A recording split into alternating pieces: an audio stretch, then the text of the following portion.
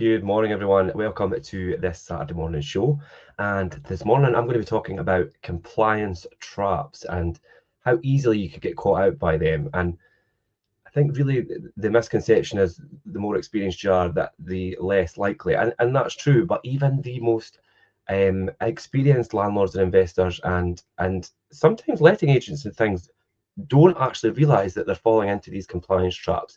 So you by no means need to be a novice landlord or investor to fall into one of the many compliance traps that there are. And highly experienced investors and things, like I say, do slip up as well, and they often have no idea at the time that they have. So hopefully what I'm going to cover with you this morning will be useful and helpful tips to guide you through and hope you avoid these compliance traps, because some of them could come with some hefty fines and you do get penalised for them. So let's try and cover as much as we can. Now, compliance law has really evolved from the poor practices that have been witnessed in the past with the industry, and today's rules are designed to really ensure safe housing, clear business terms, and equal treatment for all tenants, which is really important and paramount, especially myself as a letting agent and the duty of care that you have towards tenants. However, there's no escaping that compliance can be quite complex, it can be time consuming, which has proved the catalyst for many landlords to pass that responsibility on to managing and letting agents.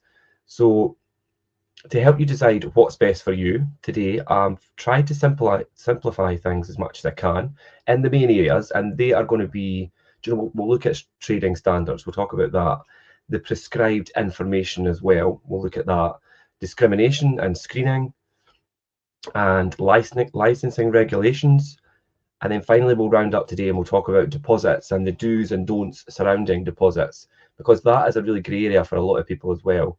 And I've seen a lot of people get their fingers burnt when dealing with deposits and deposit schemes and just not knowing the right procedures to follow.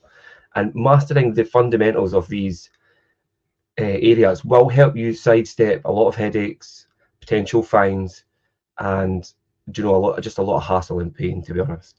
So let's explore how we can stay on the right side of the law and keep your rental business profitable and as painless as possible. And as I said there, we were going to look at things that are on that list, but you don't necessarily need to be a novice landlord, like I said.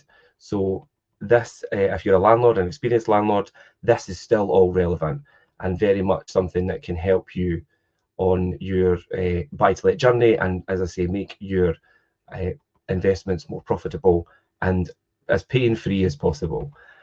Kicking off about the trading standards.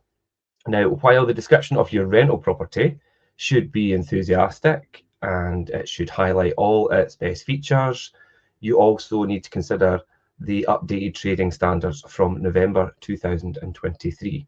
They have really raised the bar here with landlords and agents, and they must include certain things in the property listings, with these rules governed by the disclosure of material information that could possibly affect the tenant's decision to actually rent the property. So firstly, providing that clear information on the rent, the required deposit, also have the council tax band in there, and potentially costs connected to the utilities and things as well. That's all important things because they will all influence the tenant's decision, and the type and quality of possibly the broadband and things that are available at the property as well.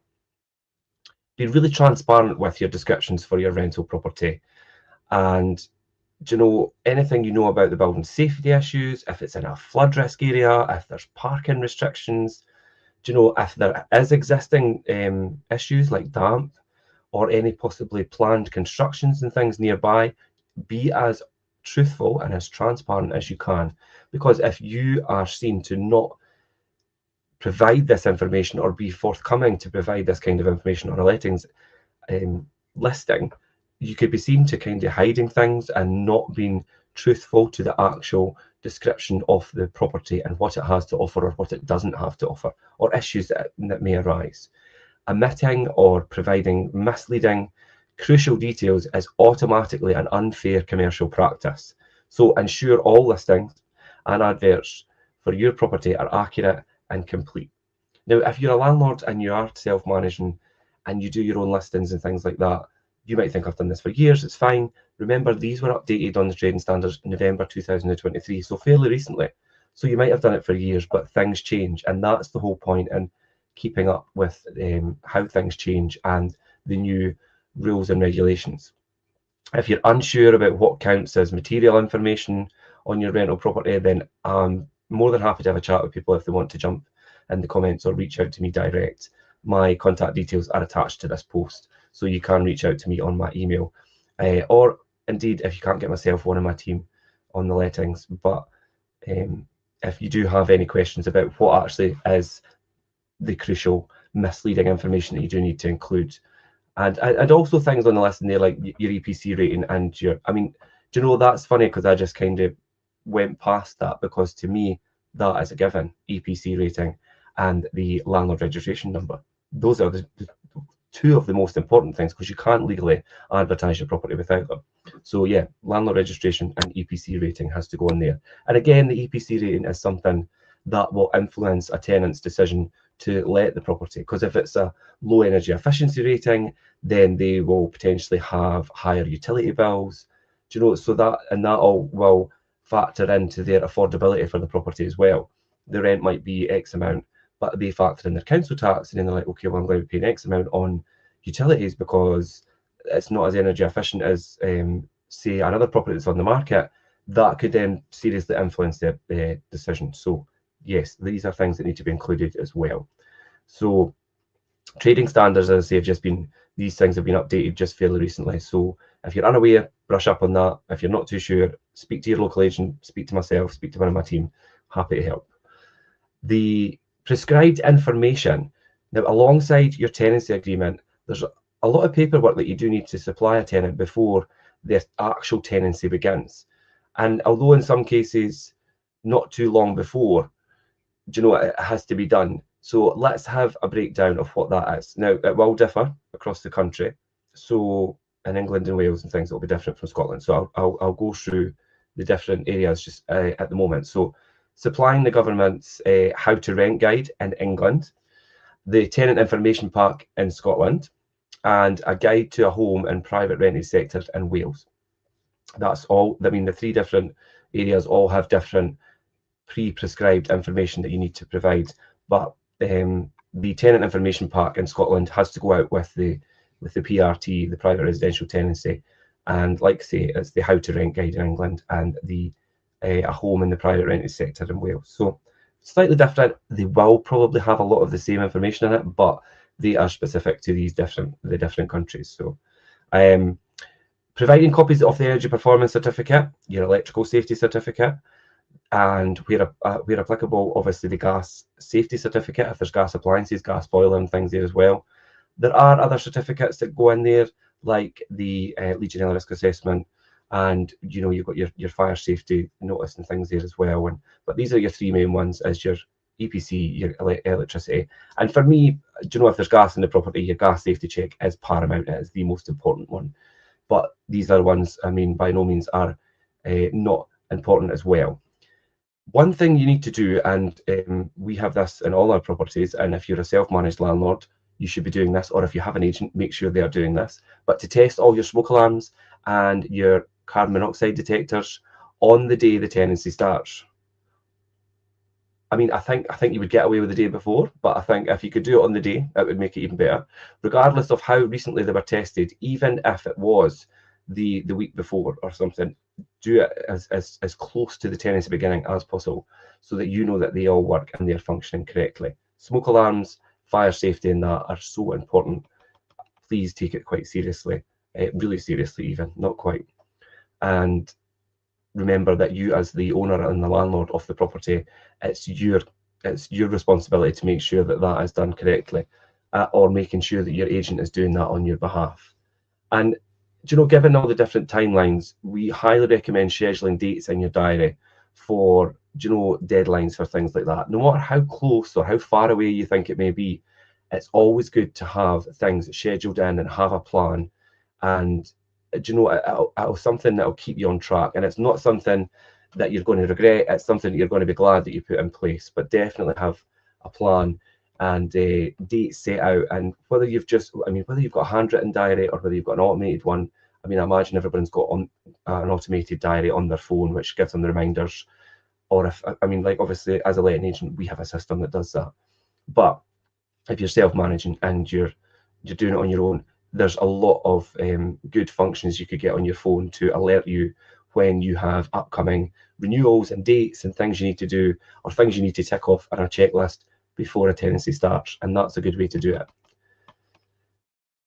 The discrimination and the screening process is something that I was going to cover, and although you're allowed to choose who you let your property to, it's crucial that you comply with the Equality Act of 2010, and you really need to be careful here, and the recently updated sanctions and check rules. So be mindful, very mindful, and I'm going to run through the following of things that you do really need to be mindful of. And it's against the law to exclude tenants based on protected characteristics like their ethnicity and their gender and their sexual orientation and their disability and their religion, pregnancy, marriage, all these different things. You cannot discriminate on people just because they are a certain way or live their life a certain way.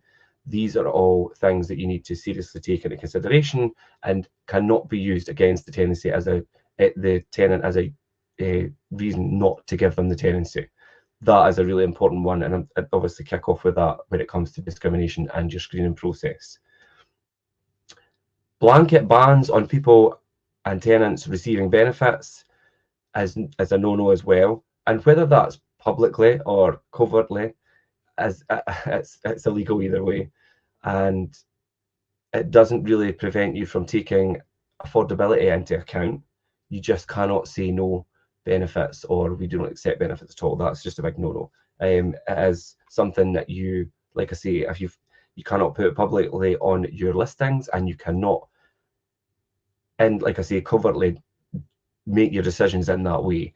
Obviously that's hard to police, but I think when we all think about being quite ethical and fair, I'm sure you'll agree that in order to give everybody a fair chance, it's always a good idea just to consider that. And if it doesn't work out affordability wise, then that's fine, but at least you've given the opportunity for them to present the information, and it might not be the right situation or the right or amount to the right affordability, and that's fine. But to completely exclude it just because they are in receipt of some kind of benefits and things, or say no to that, is a no-no, and it is technically against the law, to be honest. So in Scotland and in Wales, you cannot exclude all tenants with children and pets without reasonable grounds for refusal. The children, I find this really strange. I would never ever turn somebody away just because they've got children. I've heard it in the past though, and I have heard people say it in the past. One thing we get quite a lot, we consider pets for all our properties. I'm a big believer in pets not being an issue in a property as long as they're looked after correctly. There is one situation where we can exclude pets, and that's on a working farm. Now, where we are here in Scotland, we're pretty semi-rural. We have a lot of farm cottages and things like that that are on working farms.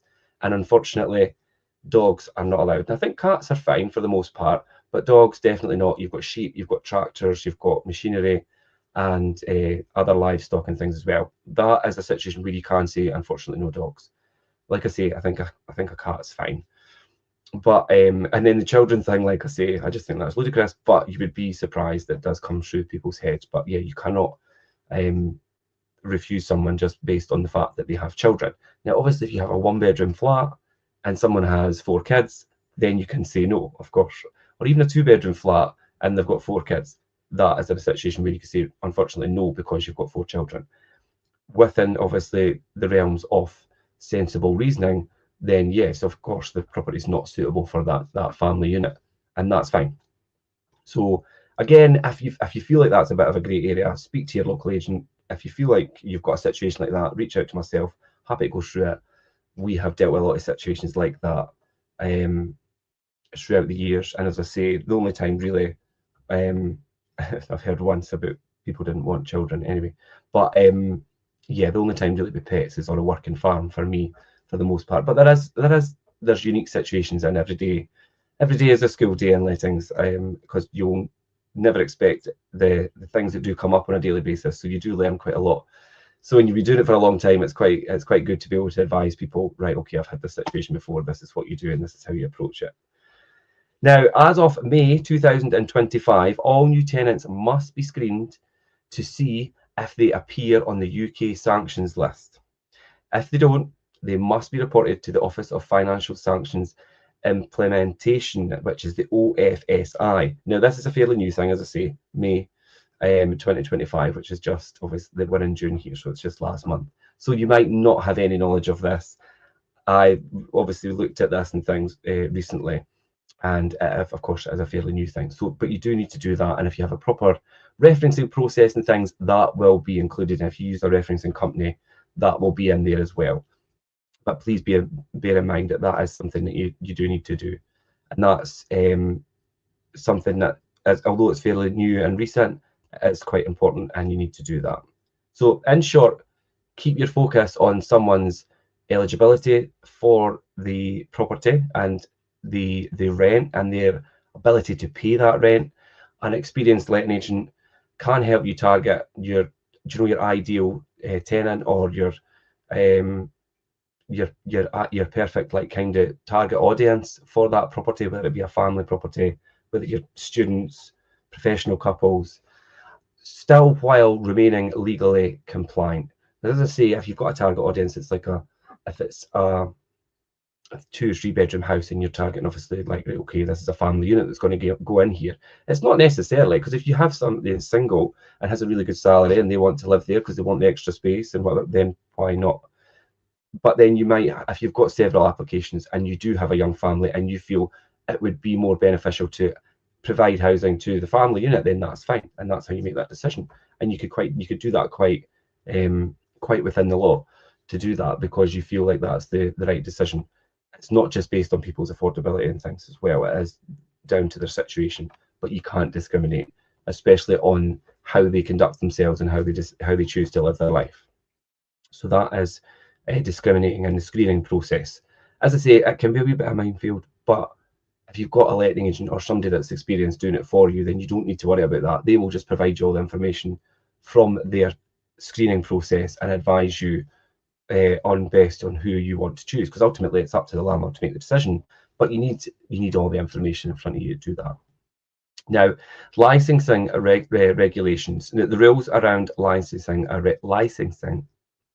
rental home, it does differ across the UK, and from one local authority to another local authority, and different councils and things have enlisted residents to help them identify unlicensed properties. So there are people out there that are on the lookout, so please do not try and avoid this. When we talk about HMOs, which is a house of multiple occupancy, across the UK you require a license to do that, which means any property occupied by 5 or more people who form 2 or more households. Okay, so that's 5 or more people who form 2 or more households. Obviously, if you've got 5 or more people that are one household, then that's not an HMO. So yeah, that's what is classed as an HMO, and you do need a license to do that. In Scotland and in Wales, all rental homes must be licensed. Now, while that's not currently the case in England, some English local authorities have implemented this rule. So there's some local authorities within England that do have this rule, but the entirety of England, for the most part, do not have that. But Scotland, Wales, we need to have, you need to have a license, obviously, to register. So be sure to check.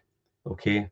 Councils also have their own additional selective licensing scheme that apply to individual streets and types of property, which may have changed since you bought your property. So it'd be worth brushing up on that. There are fines up to even £30,000 revoking your license and being barred from being a landlord are among all the top penalties in there. And they could even escalate to prison sentences and things for the most serious and repeat offenders. Now, obviously, that needs to be extenuating circumstances for that, but it can happen. Now, you could find out more about landlord licensing and things. We have a blog, previous blog, which is entitled Landlord Licensing, or you could call for a chat and speak to myself or one of the team, about licenses for reference for rental homes and how that affects you. Always happy to help, and that's fine. So what we were going to round up today and talk about was something that, it's one of the main minefields, I feel, for landlords and investors and things who are trying to self-manage.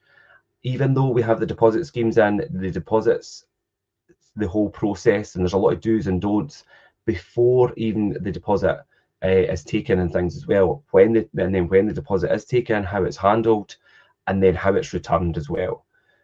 While a security deposit is absolutely essential, in my opinion, to protect in the event of any damages caused by the tenant and the tenant or anything throughout the tenancy, there are specific legal requirements around the way that you handle the deposit. And I think that's the most important thing. Once you have that deposit from the tenant, the way you handle that is very important. Now, there is a legal limit on, say, security deposits, and they can't exceed the legal limit for the deposit, which is 2 months of the set rent, and that's in Scotland. 5 weeks rent in England, and for annual rents below 50,000, it's 6 weeks rent above that. And in Wales, there's actually no limit on deposits, which is quite surprising when I was looking back, because I didn't. Obviously, I concentrate so much on Scotland and sometimes about England, but the rules in Wales, I'm not completely, obviously, always versed on them. And to discover that there isn't any limit on deposits was a surprise for me. I knew that it differs slightly depending on, obviously, the amount of rents and things in England, and I knew we were 2 months maximum in Scotland. For the most part in Scotland, when we take deposits and things, it's mostly a month's rent deposit we take. You can take, obviously, like I say, up to 2 months. Sometimes I think it's quite a lot to expect for people. If you've got a 2 months deposit and then they're paying a month up front, that's 3 months. And depending on the rent level and things, it can be a lot. But I do feel that maybe a month and a half is reasonable, especially if people have got pets and things and they're willing to pay, an extra few £100s on top of the month's rent deposit. It gives you that wee bit extra security. It's that extra that's in the deposit scheme. Now, to be clear, the deposit is held in the deposit scheme, and for that entirety, it belongs to the tenant. It's the tenant's money, and it only becomes the landlord's money, whether that's in part or whether that's in full, following a successful claim through the deposit scheme, through an adjudicator, and approved and agreed on by both parties, i.e. the landlord or agent and the tenant, on what is going to be divided up and returned. So yeah, so important. Do protect the deposit in a deposit scheme within the 30 days of a tenancy starting. Then inform your tenant of the scheme being used, whether that's My Deposit Scotland, Safe Deposit Scotland, and provide the provider's contact details. I know with we use Safe Deposit Scotland, and they provide you with a individual reference number. It's actually called a DAN number. They provide that, and that is unique to that tenant's deposit. You should keep that on file. The tenant should keep that on file, and you should both have the contact details handy for the safe deposit scheme. And if you've got your own account with safe deposits, you'll be familiar. There's a dashboard, and you go in and you do all this, and then they contact the tenant and things. But it needs to be done properly and handled properly. And the important thing is bank that in the first 30 days of the tenancy starting, because you will get fined for that, and you could get fined up to 3 months. Don't try and attempt to make improper deductions from your deposits, such as claiming for things like wear and tear. Now, wear and tear, to me, it could be very clearly mapped out what is wear and tear and what is damage. It does have some factors that influence that, which are the length of the tenancy, the condition that the items or area was in at the beginning of the tenancy. That's where your inventory and condition report comes in. If they've only been there for 6 months and there's scuff marks up the walls that were freshly painted before they move in, that's damage from possibly moving furniture or things. If they moved in and were there for 5 years and there was a carpet there that wasn't brand new, and it's a wee bit worn but not threadbare and things, that's just wear and tear. So there's, you have to kind of make allowances for timescales and the condition of the item or the area, like I said. And the the claim for wear and tear goes through safe deposits, and they will check with the tenant whether they're in agreement and things as well. Also, inflating figures beyond the actual cost of what it does cost to repair or fix or clean something. Trying to inflate those figures is not it's not ethical, it's not right, and you will probably get caught out if they're really way out of the actual general costs that people know contractors charge for cleaning something or replacing something. And I think it's also important to remember, and a lot of people don't think about this, they think that if there was a carpet there and the carpet's been damaged, that you could claim for the cost of a whole new carpet. That is not how it works. It's a percentage amount depending on the size of area of damage and what kind of damage. And ultimately, the carpet will have to probably be replaced if it's been damaged to an extent in its entirety, but you can't claim for the entire carpet. So that's something to be aware of, and something that a lot of people don't understand. And when we do some claims, some people are expecting the entire claim, the money back claim for the entire carpet. That's not how it works. It is a percentage amount. And safe deposits, as the adjudicator and the third party, would explain how that works to you as well. But if you've got any questions, we have done a lot of deposit claims over the years. So if you needed any advice, I'd be happy to have a talk about that. And also taking money without sufficient evidence or proof of that damage. You really need to have that proof and that evidence. For me, it is your inventory. It has to be a really comprehensive and detailed inventory with pictures, descriptions with the right terminology and the right wording and things in there as well. They're worth their weight in gold. They safeguard you as the landlord, they safeguard the tenant as well, because you're both on the same page of this is how the tenancy looked, this is how the property looked at the beginning of the tenancy, this is how it was handed over. And you set that agenda or you set that out with the tenant, like this is how, for the most part, depending on how you're going to be here, it should be returned. Like I say, if they're only going to be there for a year, then how you hand it over and how it's presented in the inventory and condition report, for the most part, it should come back exactly like that. If they're going to be there 5 years, 10 years even, you're going to have to really be realistic and think, right, in that period, we're going to have to redecorate and put some new carpets in and tidy up. And there's going to be wear and tear, especially if you've got a family unit in a home and they're living there for, say, 5 to 10 years. Definitely have to take that into consideration. You cannot expect a property back in pristine order after that amount of time, even if it was completely newly redone at that point in time where it was handed over. 5, 10 years, you need to expect some sort of wear and tear. So I think really from fines and rental payment orders to being unable to possibly serve notice or regain possession of your property, breaking the rules around deposits is simply not worth the trouble, because once you start doing that, it will make trying to execute all these other things very difficult because you've not been following the right process yourself. So then to try and then follow down those processes to maybe regain possession of your property, or or think about rental payments and things like that have been missed. If you're not going to do things right, how can you expect a tenant to follow the rules as well? So I think for everybody to be very clear, set clear agendas, have a good relationship, and a successful and profitable tenancy for the landlord, and a happy and comfortable home and tenancy for the tenant, just everybody stick to the rules. That it can feel like a bit of a minefield, and there are a lot of changes that happen quite a lot.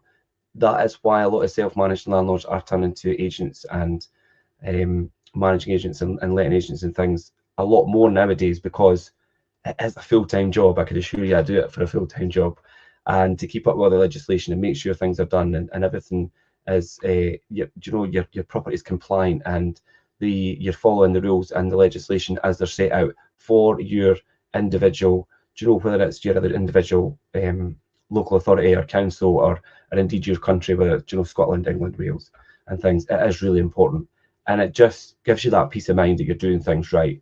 And like I said, if you are seen to demonstrate to your tenants that you're following the rules, providing them the best property and the best quality service as a landlord or investor, or indeed the agent, then you'll have such a better relationship with your tenants. And really, you could turn that property into such a good and healthy, profitable, returning asset to you, as well as, like I said, a home and a comfortable place for a tenant to live. Housing is in such a short supply at the moment across even social, social housing and things as well. So the private sector, I feel, very strongly provides a really good avenue for housing for people. There's a lot of people displaced at the moment in terms of the homeless lists, and things are just crazy. And I think that landlords, investors very much have their place in providing housing to people across Scotland and indeed the rest of the UK. But we need to all be staying compliant and playing by the rules, in my opinion. So there you go. Compliance traps, guys. There's a lot of pitfalls that you can possibly overlook and not even realize that you're not doing them. So make sure you get the right information, speak to the right people, follow the rules, and you should have a lot more success in your buy-to-let and investment journeys, and you'll have a lot more happy tenants as well. If you guys, I mean, there's some comments here I'm on my own today, so I'll jump in and answer these. But if it's on the rerun, jump in the comments, I'll catch them. If you want to reach out to me directly, my email address is in the post above attached to the blog. It's richard.cook@fifeproperties.co.uk. Happy to help with any questions and anything that I've covered today, or anything else that's related to lettings, property management, or property investment. And I'll leave it today, guys, and I'll see you on the next Saturday show for lettings. And thanks for listening. I'm Richard Cook. See you later, guys.